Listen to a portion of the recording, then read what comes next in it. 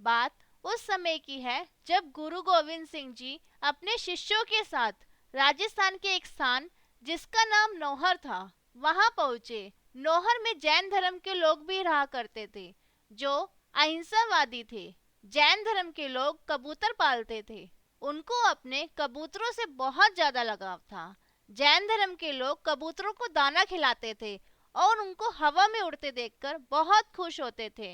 इत्तेफाक से ऐसा हुआ कि गुरु गोविंद सिंह जी के घोड़े के पैर के नीचे आकर एक कबूतर मर गया। जैन धर्म के लोग मरे हुए कबूतर को देखकर बहुत परेशान हो गए और गुरु गोविंद सिंह जी से कहने लगे, आप अपना घोड़ा देखकर नहीं चला सकते थे?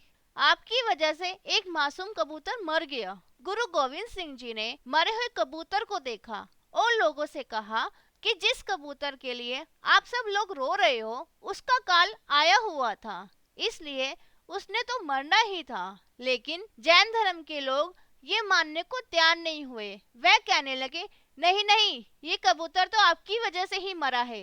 ये कबूतर निर्दोष था।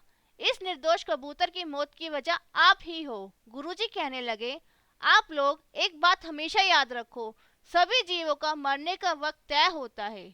इस कबूतर का समय भी आ चुका था, इसलिए इस कबूतर ने तो मरना ही था। लेकिन वह लोग ये मानने को तैयार नहीं हुए। वह कहने लगे, आप अपने आप को बचाने के लिए ऐसा बोल रहे हो, आप दोषी हो।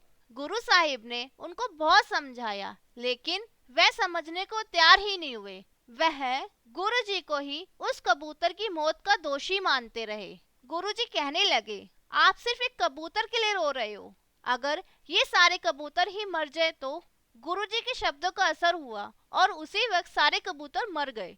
सारे कबूतरों की ये हालत देखकर वहां खड़े हुए लोगों को ये देखकर यकीन हो गया कि जरूर ये व्यक्ति आम इंसान नहीं है। वह गुरुजी के आगे हाथ जोड़कर प्रार्थना करने लगे कि गुरुजी, आप हमें माफ कर दे, हम आपको पहचान नहीं सके।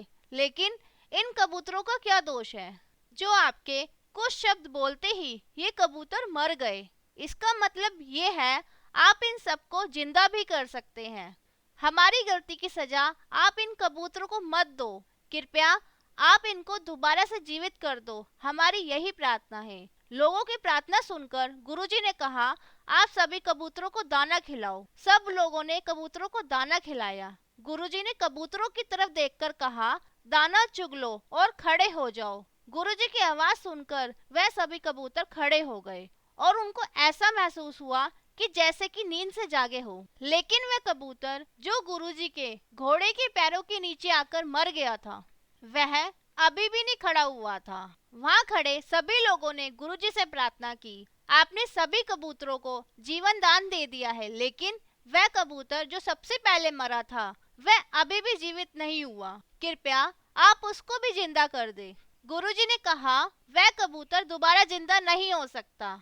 उसी समय सभी ने कहा, ये जिंदा क्यों नहीं हो सकता? गुरुजी ने इसका कारण बताया कि इसी के कारण तो हम यहाँ आए थे। पिछले जन्म में ये कबूतर हमारा शिष्य था और इस जन्म में इसकी मौत हमारे हाथों ही होनी थी। हमारे घोड़े के नीचे आकर इसको मुक्ति मिल गई है, इसलिए अभी जिंदा नहीं हो सकता। इसी तरह कबूतर रूप में अपने शिष्य को मुक्ति दिलाकर गुरुजी अपनी अगली यात्रा पर चल पड़े। जिस स्थान की ये घटना है, आज वहाँ गुरुद्वारा कबूतर साहिब है। ये गुरुद्वारा राजस्थान की तहसील नौहर डिस्ट्रिक्ट में स्थित है, इसलिए जब भी कभी वहाँ जाओ गुरुद्वारा कबूतर साहिब जाना ना भूलें। गुरु गोविंद सिंह जी की इस साखी से हमें शिक्षा मिलती है कि गुरु अपने शिष्य को कभी भी अकेला नहीं छोड़ता, वह अपने शिष्य का हर पल ध्यान रखता है। इसलिए हमें भी सच्चे दिल से अपने गुरु के वचनों का पालन करना चाहिए।